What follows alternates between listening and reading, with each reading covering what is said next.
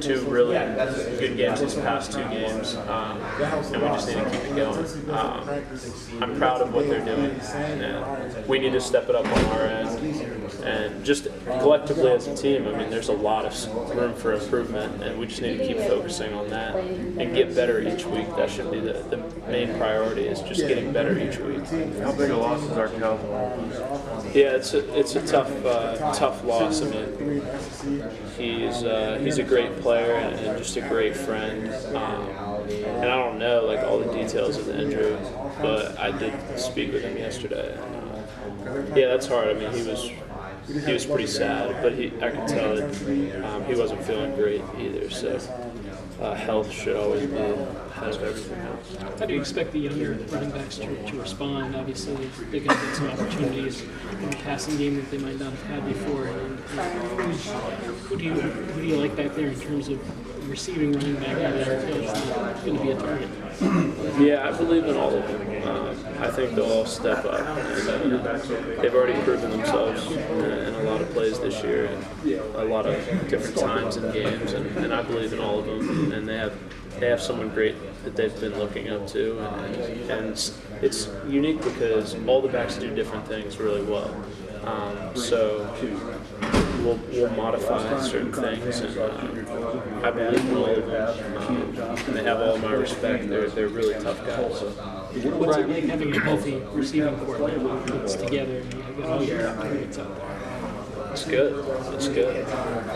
It's really good. I mean, anytime you can have everybody involved. I mean, you never want to see anybody hurt, but when you feel like you have a full roster of guys, I mean, I'd say we have depth too.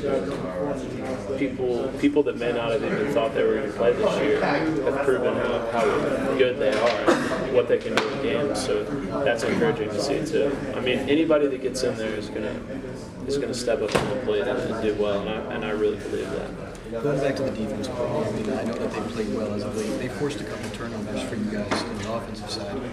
How much of a boost does that give you guys to get right back on the field and convert after they made a big play for you? Oh, that's huge, and it definitely translates into offense. When you have the defense make a big play, I mean, I'd say it goes both ways, but. Say we have a 80-yard touchdown, it probably juices up the defense a little bit. I mean, I don't know, but they would probably tell you that it does. And if they have a pick six, or if they just have a crucial stop or a crucial turnover, it definitely gives us some juice inside to try to make something happen and capitalize on that momentum. How have you really felt that or seen it these last 2 weeks, during these last 2 wins, and hopefully going forward? I mean, there were critical moments in the previous 2 games where that's happened, and somebody on defense has made a play, stepped up, and it's ended up in points for our team, which is good, and we need that if we want to be really successful. But we need to. Not every game is going to be the same. So some games they may need to lean on us. Some games we may need to lean on them. It'll depend on who we're playing and just the whole dynamic of the game. But if we're working together and making plays like that, it'll be tough to beat us. How hard is it to learn to close out games? I mean, you've been able to hold on the last couple of weeks. And you've learned lessons from that and how to win, basically. The last game was too close for comfort, definitely at the end. I don't think anybody was comfortable at the end of the game. But we pulled it out, which is the most important thing. But we do need to put a lot of focus on finishing at the end of the game. I mean, we've seen it. We were struggling in the red zone and on third down. We really buckled down and focused on that, and have started to really improve on those things. So another one of our priorities needs to be finishing games when we're ahead and stepping on the gas pedal. We just weren't. And then just extending the lead. What do you remember from the last play at Mizzou that time when you had the fake boil through and stuff? I'm sure at 4th and 3 and 4th and 4 you would have loved to have had a chance to get a first down there. Yeah, that's tough. I mean, what's that? It's a tough memory. I mean, we were really close. But hey, we have another shot at it this year. No, that was a great game, a great atmosphere, and they were a great team then, and they're a great team now. So it'll be a lot of fun. But to your question, I mean, that was a tough experience. How important is it for the fans to really get behind you this week, make a lot of noise, especially defensively, with a big opponent in? Yeah, I think it's really important. And that can become a huge advantage for us. And I could tell this previous week, it was getting pretty loud in there, and I think it did have an effect on Tulsa. So I think that's important. I mean, they're used to playing in very loud stadiums, and I think if we can really get to them, it could positively benefit us for sure. I know you're not a stats guy, but you rank in the top 10 nationally in a lot of passing categories. Just your overall performance this year compared to years past, what can you attribute that to? The offense. I mean, I haven't really changed that much, honestly. I mean, the way I've gone about things that I'm doing,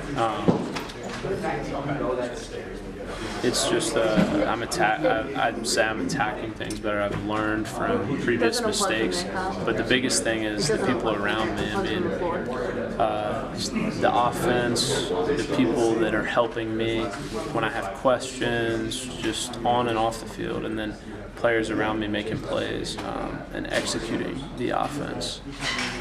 That's the biggest thing.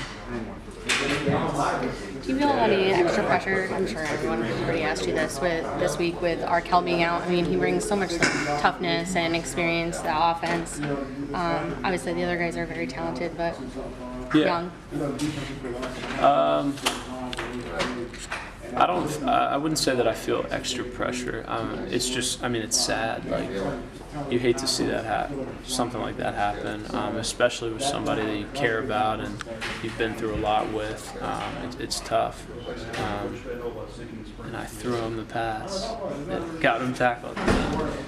Yeah, no, it's tough. I mean, it's a huge loss, but I believe in the guys that are going to step up and take over for him in certain packages and whatnot. But yeah, I mean, you never like to see that. But at the same time, we have some guys that can play and make plays, and I believe in them. How do you prevent the younger wide receivers from maybe taking that on and thinking they have to do too much? And is that a danger? Hopefully not. Hopefully not. I mean, really, the only advice I would give would be just listen to the coaches. I mean, I just try to listen to Coach Lashley as much as I can, and he is almost always right. I can't really think of a time where he's not, but yeah, if you listen, it sounds so cliche. If you just listen to what you're being coached to do and execute that as best as you can, then you'll be successful. But don't try to do too much. How's the intensity been in practice? I know Tuesday is the hardest day. Do you think it's been every week getting more intense? Yeah, I'd say so, and that's the goal. I mean, getting better each week, and it's tough when you get, as the weeks go on in the season, everybody starts to get a little more banged up and tired. But I think we're on the right direction with that. Going the right direction with that. Brian, what do you think about the way Tarver bounced back with a pretty strong performance and just the general pressures of that position? Good question. Man, I would not want to be a kicker. I might want my son to be a kicker because hopefully you don't get hit that much. But yeah, that's tough because like in a position like mine, you can make a mistake and then you just have another play and you just keep going. You don't really think about it. You have a short memory. It's tough to do that as a kicker, and I really admire the kickers out there because I couldn't imagine. I mean, it's like a kicker and a holder, long snapper. Like really, you shouldn't. If you're doing your job, like not that many people should like know your name. You know what I mean? Like it's when you miss like a kick when everyone's like, oh, that's when you get like a lot of notoriety. But no, he's really stepped up, and and I admire him for that and how he's handled everything. I know he has some kicks that he wishes he had back, but the way he's been playing and responded to adversity is really great for him. Do you think you guys have to have the game of the year, best game so far this season to be able to come out with another win this week? We definitely have to have a good game.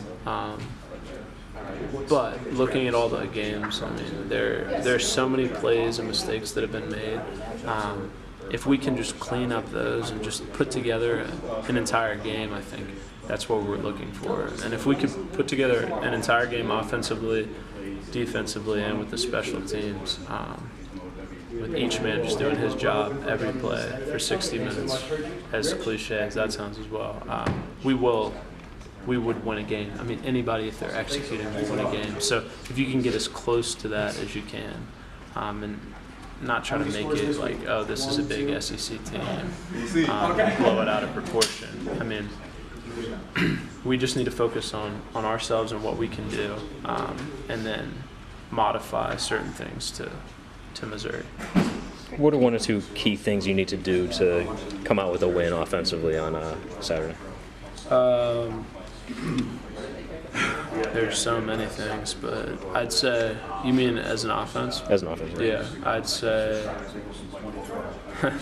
I'd say execute and do well on third downs, especially third down and under 10. Do you feel you've improved as an offense on third down as the season has gone on? Yeah, we have. We've improved as an offense on third down, but third and short specifically we need to improve on, and fourth and short yardage situations. That's one. You're completing 80%. The more time you have in the pocket, the better, for sure. I mean, I'm just trying to do my job to the best of my ability. I missed some throws this past game that I wish I had back, made some poor decisions, so I'm trying to get better. But it is encouraging to see some guys step up and make plays when maybe I throw a not-so-good ball, or maybe a coverage may not be the best for a concept that we have, but a player makes a play, or a guy steps up and picks up a blitz, or a back cuts somebody 100 pounds more than them. I mean, collectively, it's great to see those things. You didn't miss too many. You only had 6 incompletions so out of 29. That's pretty darn good. Did Coach talk to you about sliding? Because you took a little slide there inside the 5. You know what? I was surprised. Yeah, so I've gotten a lot of questions about that. Have you? Yeah. I don't even know what happened. Because in practice, I wish I had that one back. I could have easily just dove and put the ball in the pylon. Sliding wasn't a bad call either. I think it's either way, but yeah, but sliding on the goal line, that's not in my DNA. I mean, right, but it wasn't. It was a situation that you weren't approached with. You're taught to slide out on the field, and it just happened to be on the goal line. Yeah. I've never been much of a slider, actually. I remember 2 years ago, vaguely, everyone told me slide. I've been taking a lot of hits, slide. Like I'm going through the Husky walk, slide. It's like in my subconscious. It's like the second drive of the Houston game, I'm like, slide. Next thing I remember, it's like a few days after that, like I didn't know how to slide that well, but no, I should have just dove in the end zone. I mean, I do it in practice, like whenever we're live, I just like dive. Last year, I would dive all the time. I easily would score, but if I'm gonna slide, I do just need to get down. But no, I think the coaches would like to see me dive into the end zone and score in that situation, or get down, but I kind of just did a halfway slide. It's good. You had a great game. I appreciate it. You're a great leader, and it was a nice win. Thank you very much. Good job. Thank you. You guys like to move the pocket when the field condenses, particularly inside the red zone. Is that to take advantage of your ability to run as well if there's nothing there in the pass game? Sorry, I did not hear the first part of your question. Yeah, when the field condenses inside the red zone, it seems you guys like to move the pocket a lot, especially on third down. Is that to take advantage of your ability to run as well if there's nothing there in the passing game. Yeah, I wouldn't say necessarily my ability to run, but just in general, it does give you a running option. It gets it on the edge. It makes it tough for the defense to cover. But in short yardage situations too, like short yardage red zone and just in open field. But yeah, it depends on the team we're playing too and the different coverages they run.